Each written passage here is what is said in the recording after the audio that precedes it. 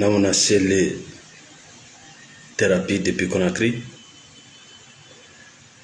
wala en salmina on nokko ka on don hawre laalagal leydi ndi wontaram ben lagine wontaram ben labbe ko en kollangi zero kure yomu fore karia sigri Sierra Leone, Liberia, France, États-Unis, Corée.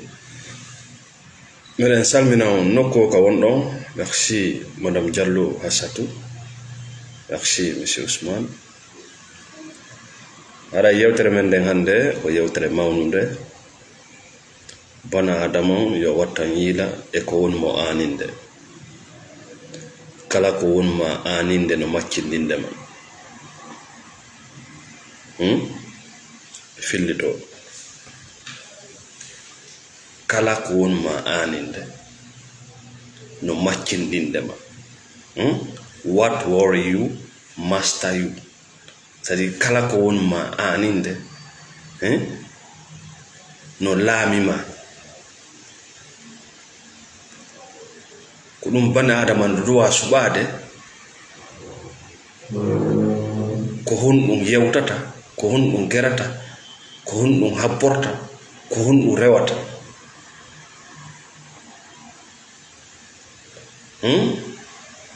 Fiya sertu e ko wiyete kon ande aduna. Ande no wawi ƴettude place molanaɗo nder gurdam maɗa. Ɓeɓe yon ton fof no waɗi invention ji, no créé piiji, no nafi aduna o. Aro e saayi tawi ko wiyete kon ande alaka nder gurdam maɓɓe.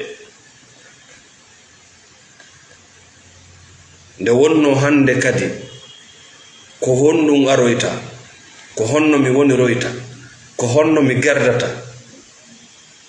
Si ɗum ɗo heɓila, si ɗum ɗo waɗi alaka gurdam maɓɓe, nde wonno ko fi honɗum ɗum ɗo waɗani, ko fi honɗum ɗum ɗo rewani hoore am, nde wonno sifa ɗan gurdam ɗo wiyeteɗan gurdam ande ala e nder gurdam maɓɓe ɗan e on dumunde ɗon ɓe wawi yaltinde ko ɓe tagira ha fimum kon.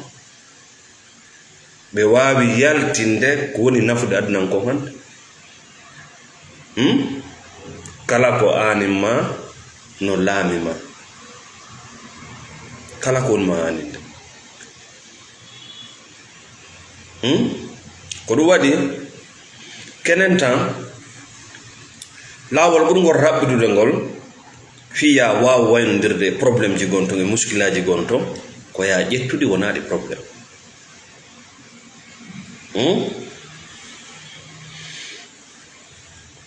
Kenenta laawol ɓurgol raɓɓudude ngol ka thérapie fiya wawa waynodirde konko woni ma aninde ma ko konko woni ma soñjude ɗon ko ya terto hunde nden joga gonde ko nde probléme. Na yomi dogu mi yaha mi fatto ɗo, yomi noddu faaɓe ɗo, yoɓe walliran ɗo, yomi yangano ɓe ɗo an ka, yomi warrirni an ka, ko ɓayiɗa huuli goɗɗum. Sa itti non on goɗɗum, il n'y a plus de problème. Miɗa faala hunde kaari, c'est un désir. Si mi hendike hunde kaari mi daɗi, si mi hendaki hunde kaari mi halkike. Par ce que ko min wi no faala, na hunde nde wi no faala.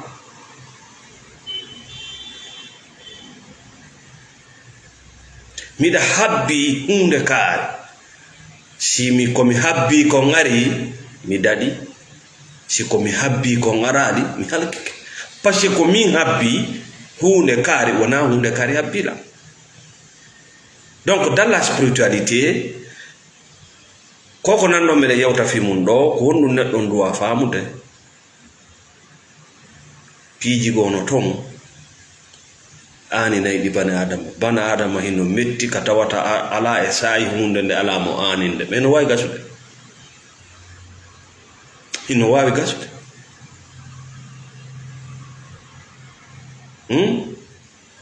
A wawata kenen ittugol piiji wonni ma ayninde ɗin sabu dogugol ɓaawa majji ma sabu fittugol ɗe ma sabu haɓugol ɗe hiɗi yahana hoore majje si tawi neɗɗo on habbinoɗon hankin habbaki hande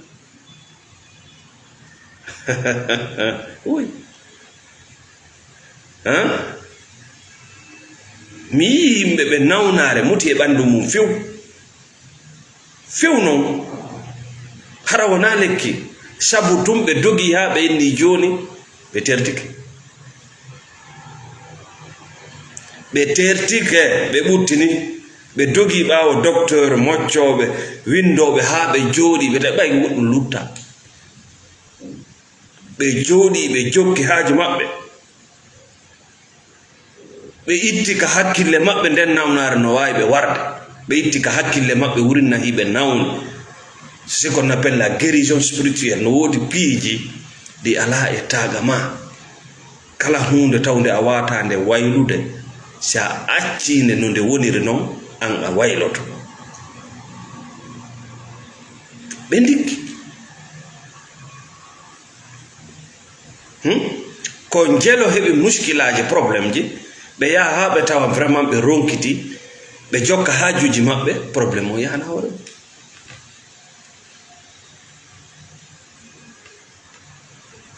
fodde hiɗa sifade fi goɗɗo a waɗali pré yon waynodir fodde hiɗa wullitade e goɗɗo a waɗali pré taw yon waynodir fodde hiɗa sifade koyɗol a waɗali pré yon waynodir par ce que hiɗa jonnigol hani valeur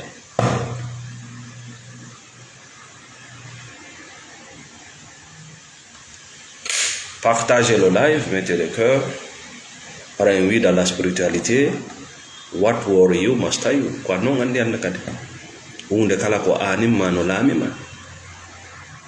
Ko du wad nawna shelli mi yida nyamade. Parce que mi ndari mi tawi si mi nyawlike mi anay. Si mi nyawlike mi anay.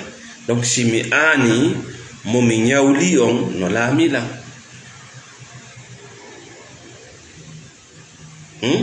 Ko ɗum waɗi nawna selli mi waɗa lettingo si a ari je suis là si a yehi je suis toujours là.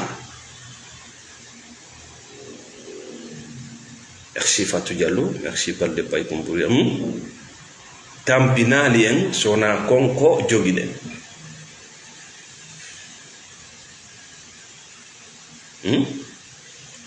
kun ɗo bikkun min nayi kun tedda kono si mi innama yo mi jogo kun ɗo e nder 24 heures mi fuɗɗoto andude poids makkum o. Bon, les problèmes ressemblent à ça, les personnes aussi ressemblent à ça. Piiji ɗin ko ni way a sikkay e koko jogiɗa kon woni ma soñjude non wona ko jogiɗa kon woni ma soñjude ko an jogitiɗo on ko sabu ko jogitiɗa ko kun jogiɗa ko nga joganoki eɗa wawi wallinde regarde min na joni kum fanni mais kum c'est quelques grammes qui est là kum mari poids mais tranquillement mi wallini je ne sais rien. Donc ma main elle est libre maintenant miɗa wawi ƴettude goɗɗum go miɗa wawi ƴettude goɗɗum go miɗa wawi ŋañorde parce que ma main est déjà libre de ce stylo.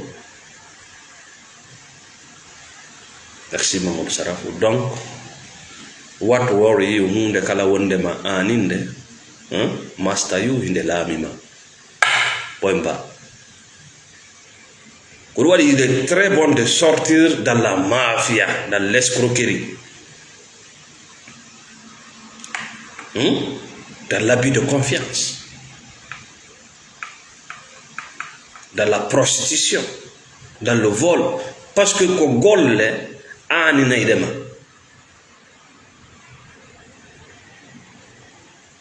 ko golle ani naydema si ñaariri nu nangi ndowru ko lakkere may pas de souci, mais si ndu ƴetti lingil soodangil mais ndu heɓi problème ayata ndu hande kadi ndu ɗanta ko ɗon hande kadi konkuɗo ka dambugal mawu ɗo ya andude ko hombo reedu ma no fata sa fotte goɗɗo ka yaasi o punni kama a inna awa haaju gasi si oto war police iwtiri ɓawo oto ma a inna awa haaju on gasi a doga yalta e saare hara goto jokkama no ɗuyta cellal mangal ɗuyta doole hay tuuba maɗa wujja gurdam maɗa parce que mi halne wotere si tu n'es pas libre tu ne peux pas produire quelque chose de bien si tawi dewgal ngal wonda e mungal no animma dewgal ngal woni Allah ma automatiquement laamotoma wujjete ñalaɗe maɗe Allah addiralma ɗo fiya feƴƴi gurdam maɗan e ande o waɗata no ɗe leɗɗe o waɗa ɗe koode o waɗa ngu kam o waɗa ndu hendu o waɗa ɗe kaaƴe o waɗa ɗi fleur ji o waɗa kala ko o waɗi tawa ko tagirma ko fiya an sa yi ande ka gurdam ma a acciti laawol mangol la spiritualité a accitingol a jokki laawol ngol wona laawol ma le religieux le cannibalisme l'escroquerie le vol tuma kala ronkuɗa ɗanade andu acciti laawol ngol tagiraɗa fi mum ngol a jokki laawol yimɓe ɓe bandi saltayagal ɗaynidirgol kala wiɗo wallete reeno musidɗo ballal ala kadna ɗo goto wallatama no wodi piiji ɗi bani adama duwa faamude simo faamali ɗi o wona e dammol si a waɗi pere ƴettugol ballal ngal walliraɗa lando ko honɗum wonɗa e jonnude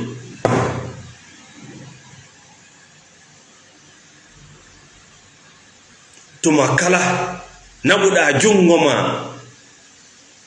fi tamede lando ko honɗum marɗa comme contrepartie ko jonna si tawi a pas de contrepartie yaltu ko antiri woni yawde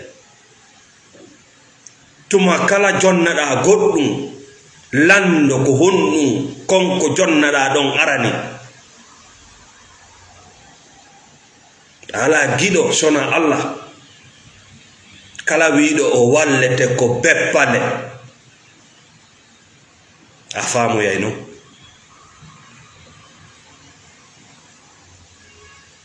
ayiyoyay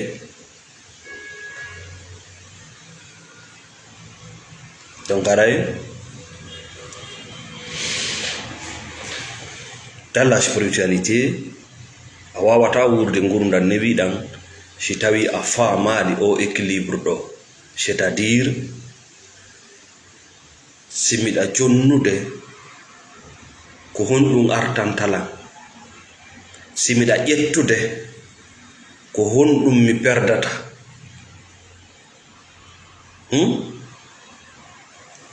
leɗɗe ɗen ɗe jonnay en jonnayɗe ɗe jonnay en oxygéne pur jonnanɗe carbone nange ngen jonnay en jonnay nange ngen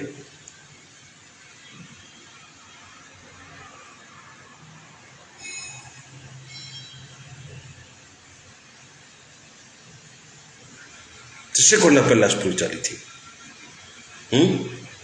ko recyclage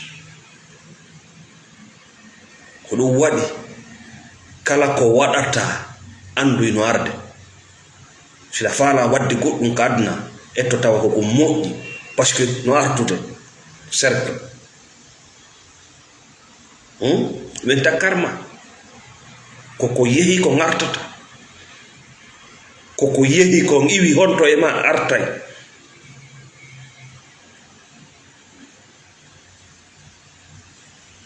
andi jamfa no muusi ko tuma jamfaɗa andi jattede no muusi ko tuma jattaɗa andi wujjede no muusi ko tuma wujjaɗa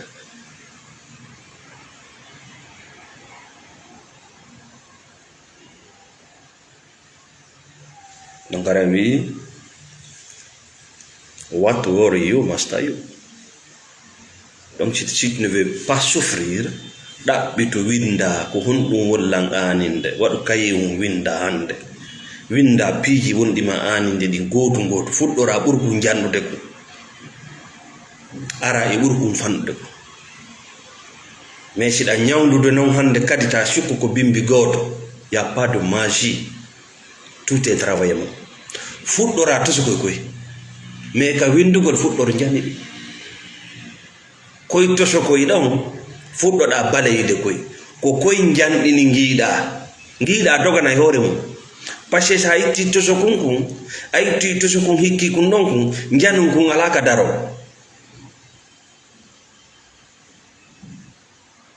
par ce itta kun wo jonnima hakkil ko honno jani gillancirte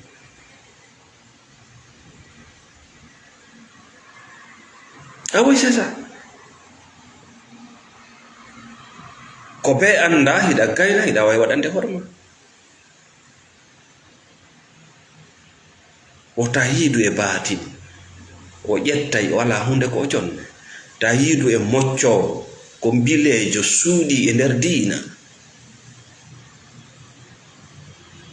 hay si tawi ko kanko woni mokobajo mon si a yirimo pottito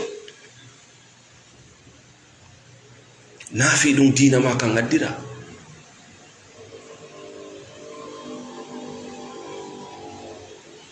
kala ko wonma aninde hino laamima siko ɓenguma wonma aninde andu himo laamima siko modima andu mo laamima siko hoorejo ma andu mo laamima mais où est le problème?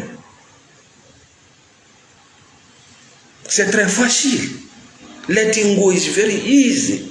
C'est-à-dire que ɓuri newi ko ɓuri sattande parce que nous sommes dans le religieux koko ɓuri newade kon ɓuri e sattande ndaaru bari si a ɓannani ndu ñamete ko wodani no ko waɗgol sino ñama on ndu ñama si ndu ñamata ndu yehi ko bani adama waɗata ni tawata ñamotako o inna fi ɓiɗɗo fi allaru makko ndu fi diina makko kan fi musidal makko ngal nagge waɗu fi hoorema so ala ka aduna ɗo ɓiɗɗo ala so ala ka aduna ɗo ya rien ko an woni aduna o do it for yourself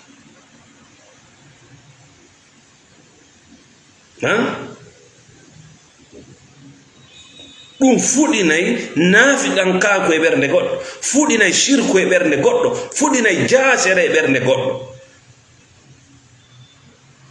tawgol waɗirta piiji ɗin fi hoore mum kono ko waɗirta piiji ɗin ko fi goɗɗum go fuɗinay naafiɗan kaako e nder ɓernde ma no huɗo kon fuɗir no ndiyam ɗam fuɗirta noon huɗo kon e leydi waɗu fi hoore ma oɗa waɗirta fima ɓe waɗiroyta fima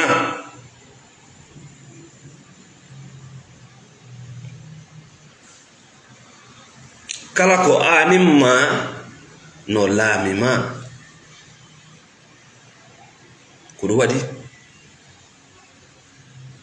yo anine ko honto tawoyta taguɗo ma yo anine ko honto fewdeɗa yamiroji Allah ɗi ngol laamu ɗon a perdata mais sa naati e piiwoy taw ko yiɗa wawi tertade wuura e nden ande maya e nden ande si a tuubali si l'enfer aduna ya akira. Merci Oumou Levis.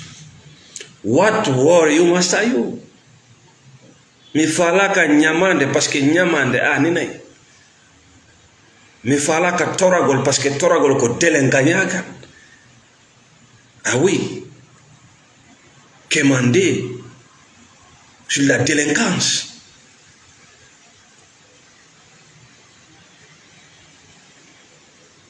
ko gutta kala hunde nde wawuɗa waɗande hoore ma si tawi ko ya toro goɗɗo nden ɗon to jeune délinquant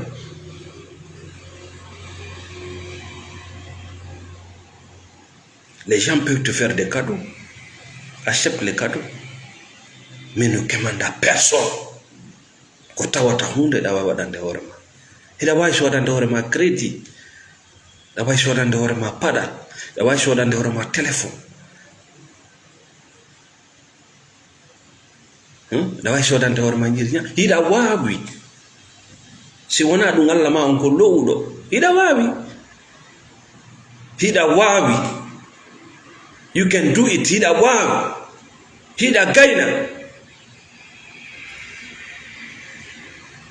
O joganakima. Neno goto ma on joganakima shit.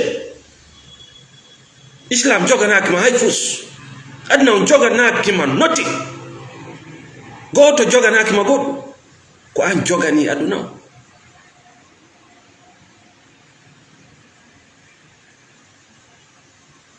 An heɓi ƴettude kon no jonnuɗa. Ta jaɓɓu wongol parasite. Goto joganakima goɗɗum e inde endang, e inde leño, e inde goto joganakima shed kawre leydi ɗo. Ko an jogani aduna o. Leydi ma ni joganakima fus. Ko ya jonno si landuɗa. Ko ya jonno si landuɗa.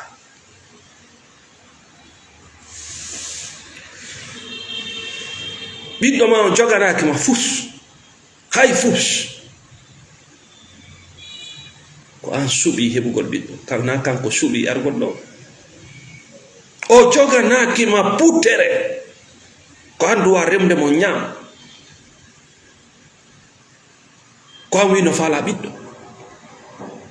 Ko an tori Allah fi ɓiɗɗo. Ko an yimmi yehi jombi. Ɓiɗɗo ma o joganakima putere. Kala ko waɗanma yo juwe. Là tu es en paix. Min kam on ɗo hande kala ko goɗɗo waɗanilam ko surprise parce que mi happaki. Je ne veux pas souffrir. Mi falaka anugol. Kala ko goɗɗo waɗanilam o juhiraylam woni parce que mi happaki. Mi falaka, j'ai tellement souffert.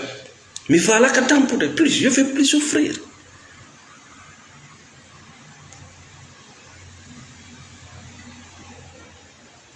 Attendre, c'est souffrir. Abbagol ko tampere. Abborgol ko tampere.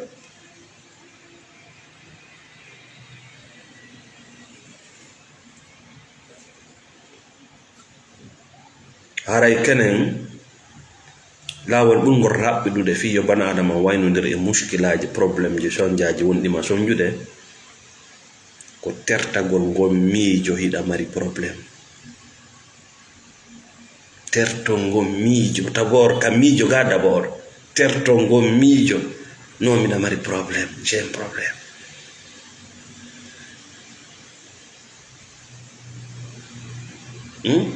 Rema e ma ko wiete comme confiance en soi, c'est-à-dire quoi neɗɗo tawɗo hiɗa hakkunde alhaaliji ɗiɗi, hakkunde ko ɓuuɓi e ko wuli, hakkunde gurdam e mayde, hakkunde cellal e nawnare, hakkunde basal e jawdi. Gotum kala e ɗiɗo no mari nafoore nder gurdam maɗa. Donc tu n'as qu'un problème. C'est toi le problème. C'est toi le problème. C'est toi le problème. Parce que quand on y est défimo, quand on y haboude, quand on y nittade, ça ne changera rien dans le monde. Haba hunene. Ma tertora hunene. C'est tout. Sanza ko sanzotoko ko sanzota kon tertora.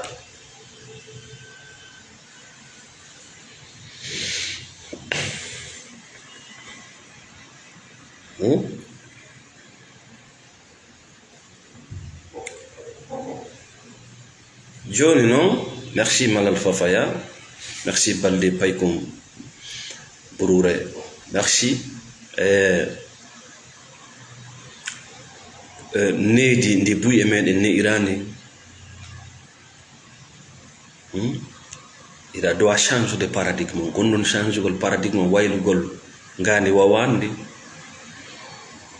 en wi'i ngandi ma ndi kodi ɗiɗi ida mari ngandi kan nano e kanyamu di senditi sa ngandi antawa ko parti ji didi ndiyan ngandi ko experience ji wowadi ko anduda ko to kacha paradigme no to ndiya ko conscience sa jabali no ko conscience ma on won ma yewtude ko alutta ka paradigme ka wowadi sans gon non wowadi ma c'est pas parce que ko darta goldi fennadi fuɗɗorto d'abord ka koyɗi ma ta hoyɗi a fini bimbi inna bofyet jokka lawol ma ta fillano e goto ayi joni on koyɗi ɗon terdi kema parce que goɗɗum ala yaltude ɗon e ko fodde hiɗa haalde hunde nde woda koy sa acci haalde fimere nde wodaka woye sa tertaki ɗin koyɗi guluje yimɓe no wuuri e muɗum batini mocco penale korto karta naba mais c'est ko an woni yeyde hoorema parce que ko an hoyɗi na kamɓe hoyɗi ko an waɗi ɓoggol ka dande ma jonni ɓe nagge fuɗɗor taw sa fini bimbi inna bofshet sa tertike koyɗol wona hunde ko koyɗi si mawɓe men ɓenni a bappa ko koyɗi si porto ya c'est des rêves c'est des illusions modi ɗum ɗo no laaɓani en ko politique ɗum ɗo no laaɓa mais je me demande comment tawata ɗum ɗon ko diina ka woɓɓe ha ka tawata hino aanini ɓe sa hoyɗi nagge ko tana mi sikku nagge ngen naka hoore ma jooɗi sa hoyɗi nagge no woɗi ko ɗo waɗa faamude galaɗɗinno toon galaɗɗinno e ma c'est des messages qu'on n'arrive pas à interpréter très bien a wiɗi boddi ko tana a sendindira gaño e giɗo c'est tout nagge ko an woni sendindira gaño e giɗo seede hiɗa ka moccowo l'ennemi numéro 1 hiɗa ka windo nde ñande a hoyno a maayi kono ɗum ɗon kan laataki mais ko anno maaya awa parce que koyɗi maɗin kan ko waayi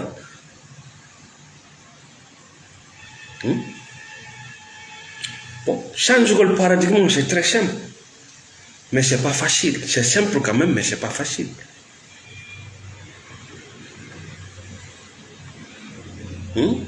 Andi nedi ndi negira andi ko yen wonu ko landa den ko yen wonu fo woni joma jawdi wonu gando wonu hajjinowo wonu voyage o wonu cewtotoɗo e sakuyi wonu yaroɗo wonu joma wiɓe wonu joma nayi wonu joma pucci wonu joma jaaw wonu joma teddungal ko ɗum ne iraɗa ko ɗum woni nde nawnare e ma joni a woni lampe gertoyɗa yoɓa facture nano e ñamo anda ka fokkutuɗa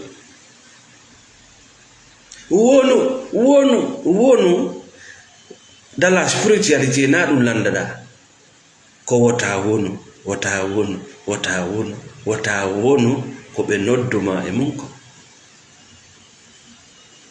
belal c'est la renaissance a yiya joni ko ndu waɗa wonde a joni ɗa ronda dolle sappo ɗen dolle sappo ɗe rondaɗa ɗon gotal wona fima hiɗa lakka hiɗa yenna hiɗa wullito hiɗa haaja mais a landaka ko yarondo rotiroɗa ngala kade sappo ɗe memi leydi wo y a plus de problème sa yehi ɗon yeeso seeɗa a yiye dongal ma ngal sa ƴetti dongal ma ngal goɗɗo rondatama ngal a taway kadi ngal tedda ngal metta naɓude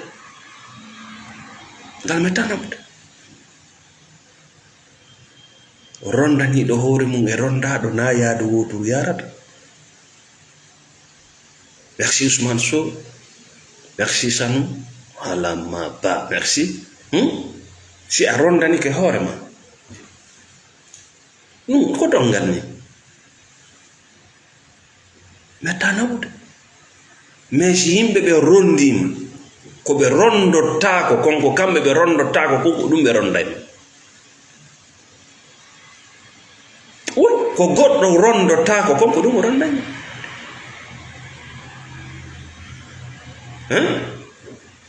si taxi on wi non jetta dongal camion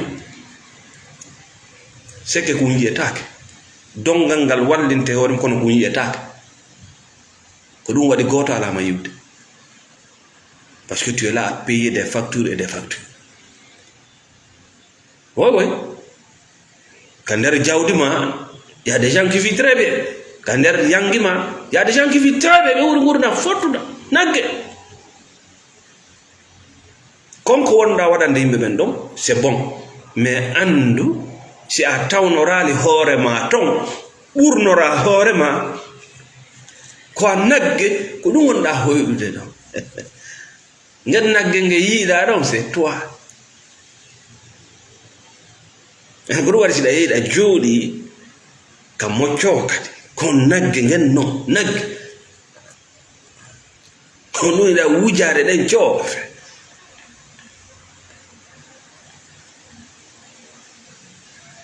ko ɗum waɗi siɗa wiide ko ɓurana laaɓuɗo o jogi a yi ɓurana tuunuɗo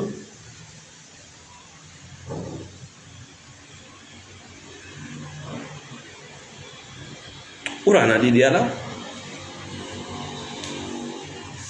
ɓurani ko gooto ko amma jaɓama ma tertoɗama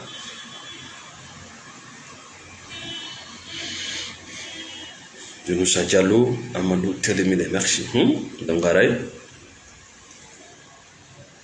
ko ɗum ɓenta nangle in becoming si ɓe inni become wonu winduɗi wiyaɗa ya wonu ɗin fuɗɗitoɗa wiyaɗi in become waɗa retrait itta lanni et la vie recommence si nawna selli no faala ɗo joni je rentre dans mon coin, je dors tranquillement. Non, je n'ai pas obligé de travailler comme un fou. Je ne dois à personne. Je ne dois non, n'a qu'une fille. C'est-à-dire, si je dis my own point, non, je suis staff out of si je suis à fond, je suis à perdu. Il a follow tiro with non. Non, n'a fille d'un tagranada. Na fi folo tiro anga bon folo tiro de hon folo tiro bon c'est la folie ça anga bon folo tiro so di dum hewi dum darni dum ware na haji dum ngani ta yawton bappa ko komba mo ala hattode soroma rong manta soroma rong live your life wota jabu natude ko ani nayma sa yi ko ani nayma e faut effacer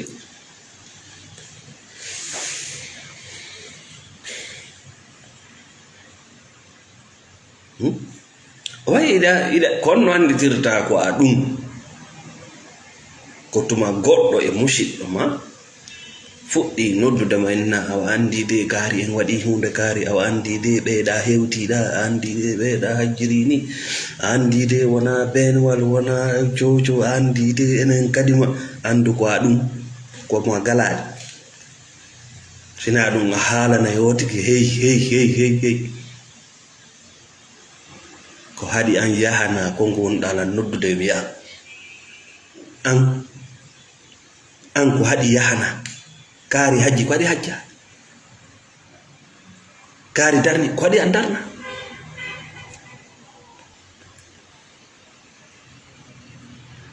kaari jombi sappo haɗi jomba noga yo tertoɗa ko nodɗala nokku namen gore min e kaari namen gore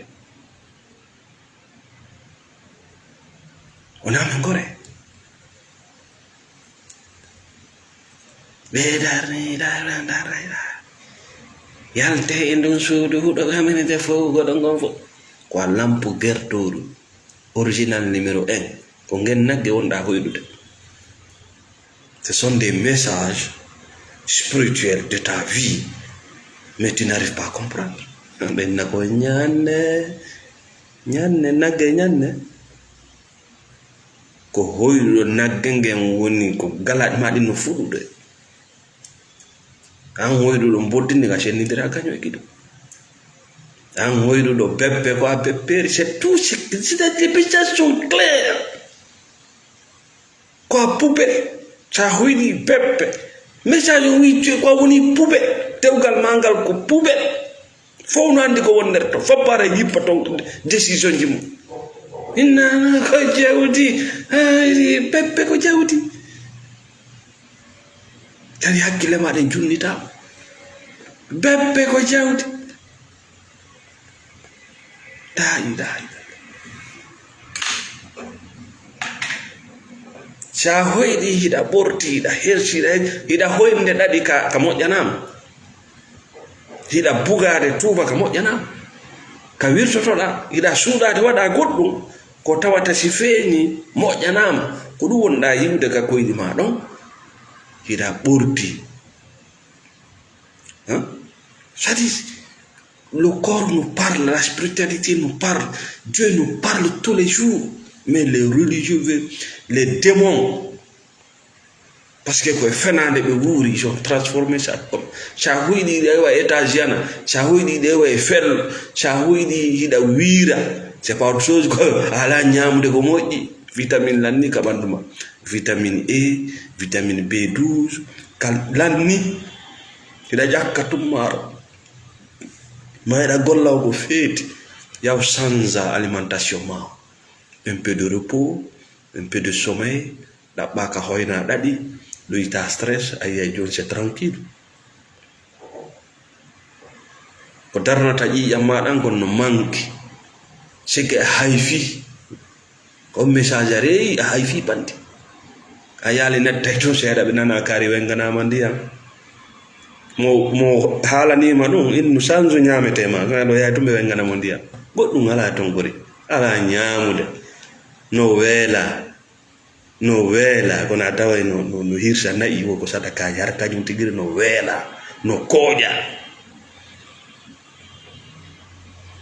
no dogawa ko feeti ittata kooƴe hira ɗaɓɓutude ko honto heege nge woni yewka lampu gerto wota suudu ndun hode wota karoje ɗen hode wota ɗen danɗe hode wota ɗum trompe c'est un affamé c'est un esclave c'est ɗaɓɓutude ko honto heege woni yawɗo si ɓe inni a ñammi weelaɗo sa yiide makko ñammimo les pauvres mangent mieux que ces gens là ouais min ɗo joni si ɓandu an ɗum inni tew je vais manger aujourd'hui ça hara ko ɓandu an ɗum parce que le corps ça parle si ɓandu an ɗum wi lemne mi yara nde joni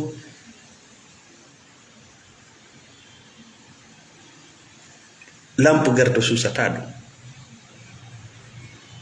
si ɓandu makko ɗum inni tew ko goti yalo yata o yara si ɓandu makko ɗum wi lemune ko ji ñollo soda poisson ji diabète ko ɗum o yata o yara il pense qu'il est évolué si ɓandu makko no noddimo hoynugol laɗi ko masturbation o yata waɗa masturbation ɓe yiɗata e famille makko nagge ɓandu makko nun si noddimo e hoynugol laɗi ko sabunde gollitirta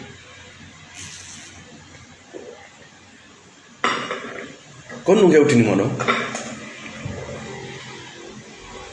becoming imo wiya yo o wono jombama jombe hay siɗa saede wonu ɗon heɓama heɓu hay siɗa saede heɓu voyage ama voyage hay sino saede voyage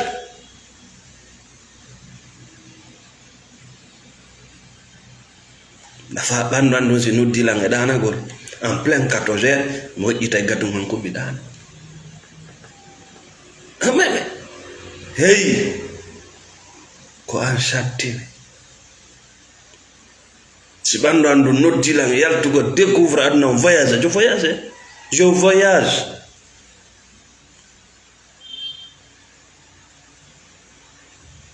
ce qu'on appelle le paradis si a créé on paradis ɗon si a fottoyi Allah sike an hiɗa weltinde fottata e makko kanko kadi o weltanoma ko ɗum wiyete idkhulu fi jannati ko ɗum wiyete natal janna Allah ina bon o ardi e mum oɗa kadi sa ardi e wooro e hande ardi mina jet mina via mina wala mina casa mina peda en he be ardi e magge idukulu fi nari Allah walle harabe wattali don khalidina fiha ray lan sagara wonda yaw donc wi kenen lawol dungol rabbidudol ngol en thérapie fiya waaw waynondirde e on problème wonɗo ma soñjude ko ya ittumo ka nder hakkille ma d'abord ko problème parce que ko ɗum hewtinimo ɗon a wawali changude ko wiyeten problème ko tuma tawi ari feƴƴitaga men on awa ka feƴƴitaga men on ɗon ko jawdi ma ndin e cellal ma on e tamma on woni jiiɓade mais sa wawi wadde freina recula seeɗa wiya ya plus de problème o yana e hoore mum wimo waɗilan himo wiinan so faali taw ñande o tigi acci haalde wimo wode ƴay fodde no haalede no ñaawede ñande acca haalede ñaaw wala kaari ko honɗum wadduma e kaari non ça va tout va bien le problème kaari ko honɗum wadduma e kaari o ŋattiɗa fotte nokkel ka ɗum ça va passer kaari ko honɗum wadduma e kaari na pardon kaade anga ɓe ngumane ko honno fewndo ɗo alhamdulillah konno way golle ɗe alhamdulillah ana way ɓe soñjuma non je vis très bien kori heyi ko an woni guiɗo hoorema ko an gaño hoorema nawna chez des thérapies si vous avez des problèmes que vous n'arrivez pas à résoudre seul contactez nawna chez des thérapies pour un accompagnement no wodi piiji hiɗa andi fi majji ananino yewde mais noddugol ceerno ma pasteurjo ma gurujo ma bilejo mo tawata il n'a rien à te donner rien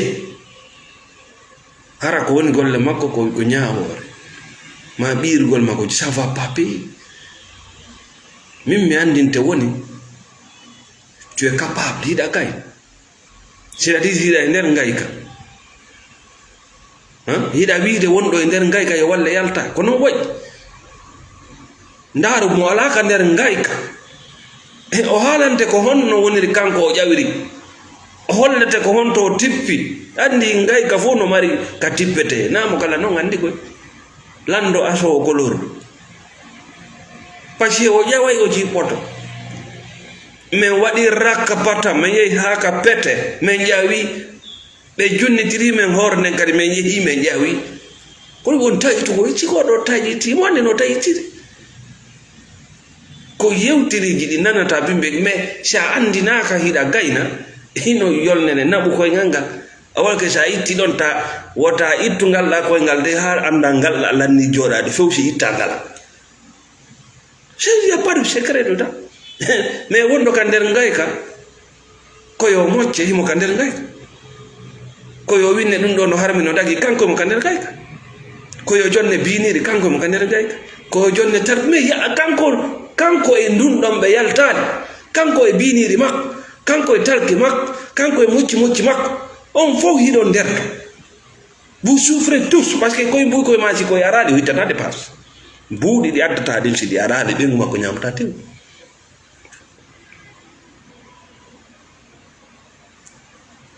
il vit de ça c'est-à-dire an hiɗa jiɓi kanko e mo tampi oɗon sertuɗon ko jiɓiɗo woori anuɗo woni arde tawa maapiɗo kanko jiɓaka kanko so heɓi 60 000 mo andi ɗum ɗo yonayi goɗɗum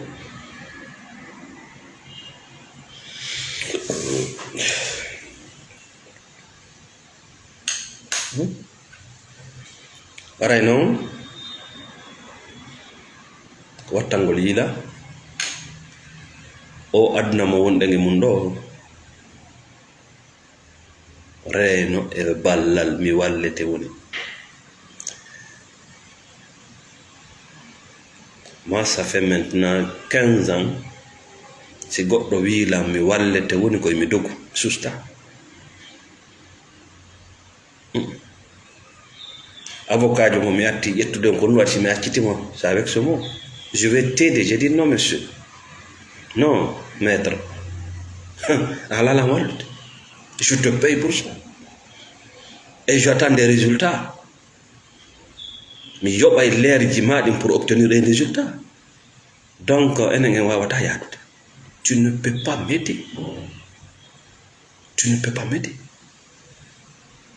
Je te paye pour un service. Ko hiɗa gayna andina lan hiɗa gayna. Andinan ɗo hiɗa gayna e holla laawi ɗi quel chemin il faut prendre. Mais le mot aide Afrique neɓama wallede. Nanay ɗo lutte contre la pauvreté, lutte contre la famine, lutte contre mariage précoce, lutte papa. Noto allocation familiale bordo barda natiri ɗo yal. Hey, ala giɗo sonat, ala giɗo sonat. Allah non mo marɗa giɗo wi ida kay. O wi mi tafima mi waɗi e ma kala ko heɓma hiɗa gayna. Allah ko ɗum wi kanko de. O inni o rondatama ton nga tonda sike waddantama probléme ma wata ñamde. Sike probléme gon ton hiɗi ñawdoro sabu ittugol ka hakkilla ma wonaɗi probléme. Awa hiɗa mari diabète hiɗa mari diabète mais ñande anduɗa wona nawnare de y a plus de diabète. Ah non, il y a plus de diabète. Parce que tu acceptes de vivre avec. Aye ñande go muti naɗa ya feeta ɓe taƴa koyɗe maɗe ara ko kamɓe bonni ɓooƴe maɗe produit ji fof afuji ko ɓerma jonde terto ɗin powtiji poco paaja fait un peu de sport c'est tout. Ɓandu no ñamda hoore mum naturel. Donc ƴetten toɓɓere ɓurde mawde nden yewtere men nden hannde. Merci Kadiatou Diallo. Merci à tout le monde. Merci qu'elle a participé aux pages là. Ƴetten aya goto ka Qur'ana ono wowiri noon ndaren ko honno wawirten firirde oɗo dans la spiritualité fiya neɗɗon a wawi yitade. Andi Qur'ana hiɗa wawi mo firude dans le religieux, firo feeñugo firo kafango. Hiɗa wawi firude fi Qur'ana on kadi dans la spiritualité. Oui, firo sigmana yaajungo firo ngo andaranɗa hoore ma. Parce que min ni on min simi udditi Qur'ana on simi udditi Qur'ana on ko ɗon mi famata. Disi goɗɗo jangi haali, j'ai compris. J'avais des problèmes avec les gens jusqu'à j'ai compris que non, jaka Qur'ana on mo kala sa udditi Allah yewtete e nder alhaali mo wonɗa. J'ai eu tellement de problèmes comme ça avec des gens. Si mi yehi e darsuji ma mi joɗi ke ka firete, je me nerve. Mi tawi non jaka on ɗon o jango Qur'ana on Allah yewtimo e alhaali mo woni o. Min mi waɗi rak boto, mi waali e yaas, mi waali e kanji. Bon, kanko wala ɗum no kasa. Il peut pas comprendre le Coran comme moi. Mais voilà. Yawɗo ka front mo yaali front. Wona façon goto nanata yewtere. Yawɗo kaso emo yaali kaso sifi droit no haalede. Ɗo ɗa wuri nandata goɗɗum no haalede. Ko ñande mi jooɗino min tiri mi udditani hoore am Qur'an o mi waɗi ko wiyete ko vide. C'est-à-dire ittugol o miɗa andi koye ngol leñol mi jeeya ko menen woni kaari miɗa waɗi ɗi boneji taasi Allah yaafoto on borɗo barda komi cankun komi to mi itti ɗum fop mi jogiti komi neɗɗo komi bane adama mo Allah tagi o tagira Allah mere si o waɗi reedu e an no woodi ko waɗiran mi daari o lettre mo mi adna sago je commence à comprendre. Moi, je t'encourage de faire ça. Il y a le tué mochi. On vient. Et puis, maintenant, on a couru hulbininde. No couru taunde. Si a munni ke benaba gite made. Na ko marda kon tumbe nabata di ko gite made be nabata. Kurwali Allah yawte ka Qur'ana fi al yatima. Si Allah yewti ka Qur'ana fi al yatima religieux jon ko al yatima jon halata fim mais celui qui est dans la spiritualité o hattata ɗum ko kala neɗɗo tawɗo wata défendude hoore mum ala kadi ko défenda ɗum ala ko dartano ɗum e nder huwodiral himo wiye alyatima dans la spiritualité. Parce que dans la spiritualité a ndaray ko honɗum woni profil alyatima ko paykun kun ala baba, ko honɗum woni golle baba e fe paykun ko protège gol paykun hiwa paykun ko hiwa haqqeji makko onon ɓe heɓayɓe ɓiɓɓe ƴetta ɓiɓɓe mum naɓana yimɓe ha on bonni hoolare mawnude a bonni hoolare mawnude. Atto ɓiɗɗo ma on helli feede atto sendidirde nano e ñaama yo yaw o janga o arta ka suudu ma janno won ko waawi ko jannugol mo o watamo ne'ude yo yaw o janga o arta ka ma o wata protéger de paykon ko. C'est un peu difficile mais c'est la réalité. Amma non si o helli fama dawa maccutude o yaha parce que peut ko wawno ko wonnaɗamo waɗande ko mo waɗande hoore makko ko hoolare moolanande bonnuɗa hakkunde ma e Allah subhanahu wa taala mo toriɗa on yo keɓi parce que mo hokkuma million ji a jaɓande ya mo hokkuma otoje a jaɓande halfinoyde ɗe mo hokkuma kanne a jaɓande ɗum ɗo yaha mais ɓiɗɗo ma on il va partir.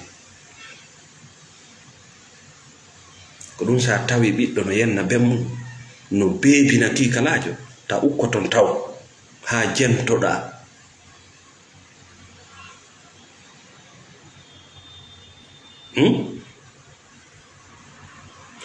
joni non dans la spiritualité debbo simo e nder dewgal o ala ko défenda droit ji makko ni o wawata défendude kanko kadi droit ji makko ɗi imo compte alyatima.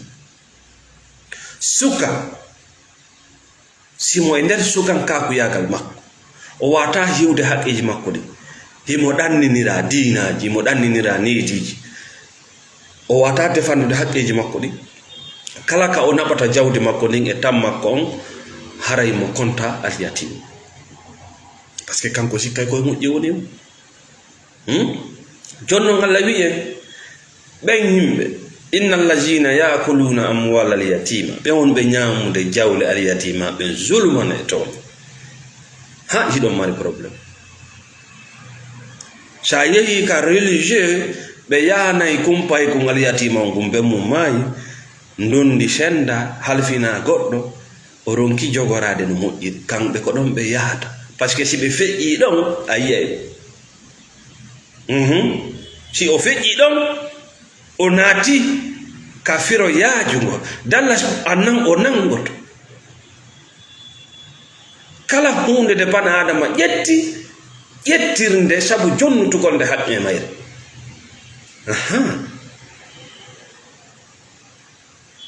si a ƴetti goɗɗum yo taw koye hoore nunɗal ƴettirɗa hunde nde sabu jonnutugol hunde nden haqqe mayre.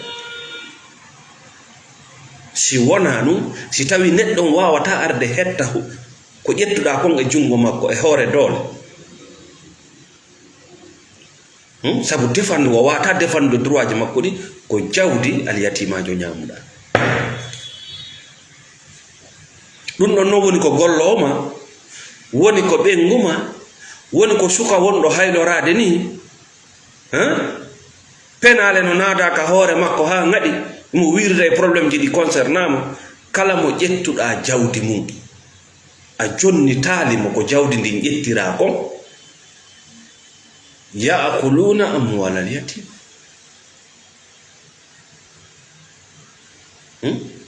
ko honɗum noon wonɗa ñamde ɗon ko yiite ngen yiite nge sunnete ga taw anga sikkay gollo révisé yawmal biya ko ga nge sunna e ma taw parce que tu vas mal finir.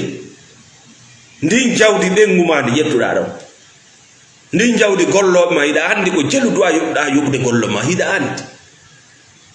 andi ko jelu halduɗon e projet ji ɗin fi golloɓe ɓen hiɗon andi hiɗon andi hiɗa andi hiɗa ñamude mo wawata défendre ala ko défendam lamateriji Afrique ɗin ko lamateriji ñoogu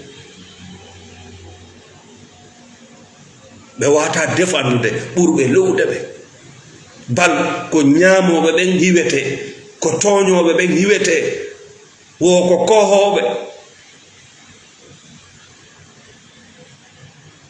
ko ɗum woni sakudude paykoy ko yadnaw ko on toñe namma ka jaarede wonma taƴinde ɗan ndiyam wonma reminde guesele wonma dankinde kosƴeji ko on toñe haɗi arta ka leydi ma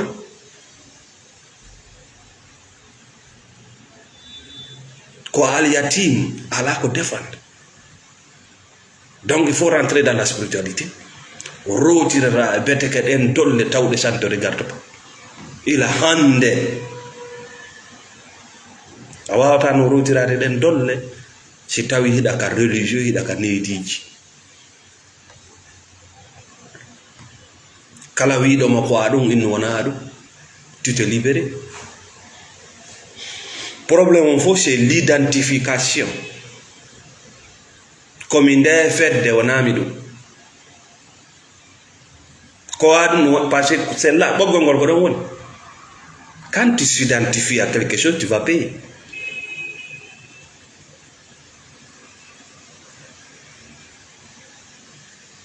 Ewo sa wi ko a hunde e ille ko al yatima tu vas payer.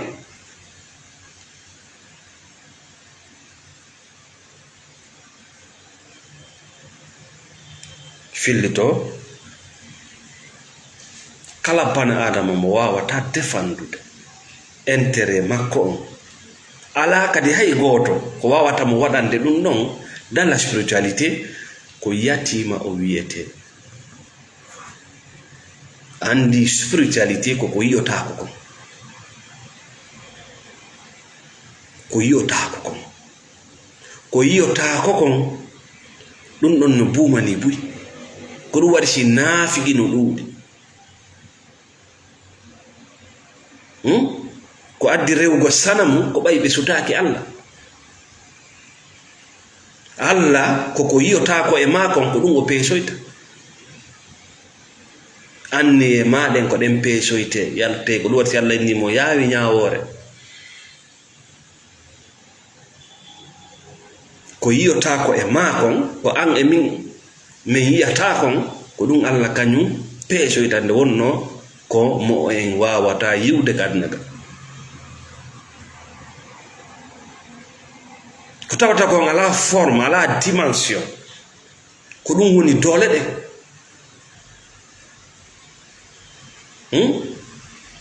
sa yi suudu andu indu mari plan suudu labandu mais sa yi on plan andu mo yalti ka sutaki dans l'imagination. C'est ça la spiritualité. Ko kumparti ɗum ɗon ɓe ɗanninta le guru baatine mbile moccowo e kala ko nanditi hen le religieux e kala ko nanditi hen ko kumparti ɗum ɓe ɗanninta e ma parce que c'est ta force miijitanagol hoore ma c'est un pouvoir naturel un don yimɓe no ñaawa par ce que ala miijitade Allah waɗirta hunde ni tun ko kanko woni ñaawo ko adduma e ñaawugol oɗo o moƴƴi o bone o yaata o ko nagge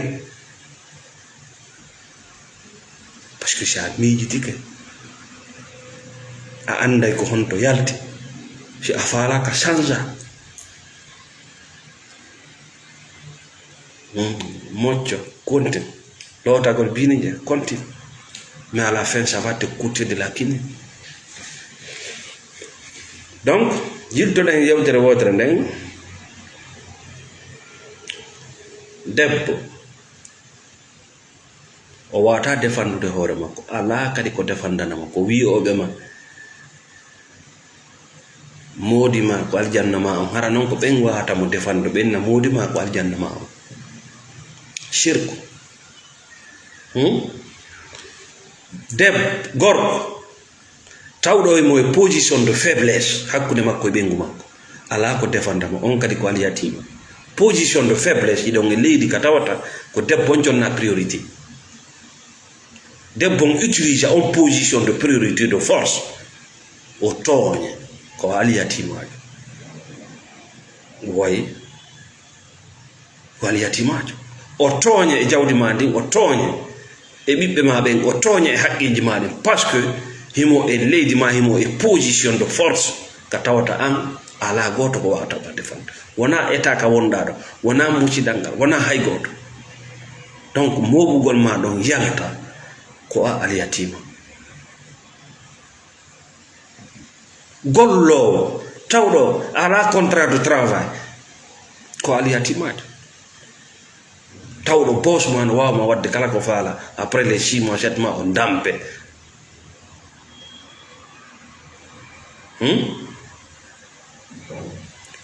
an suka tawɗo hiɗa ɗannina yumma ma no ɗannimma bemma no ɗannimma musidal ma fof no ɗannimma hiɗa jungo bonoji aduna ɗin hiɗi siiɓo ƴiƴam ma e jawdi ma e tamma on e wonkin makin an hiɗa wiwde ko fi Allah wonɗa ko aliyatimajo parce que y a personne pour te défendre a wata kadi ittude ko waɗaɗa ko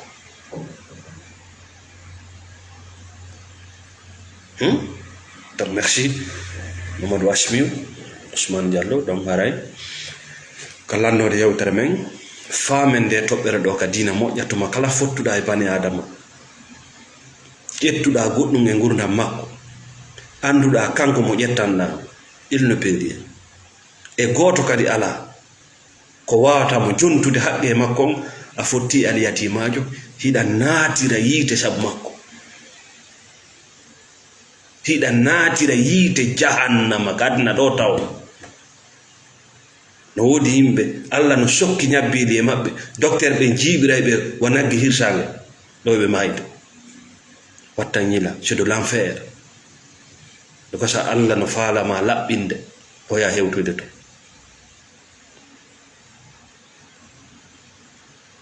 no wodi yimɓe ɓe ɗanota ko si ɓe ƴetta lekki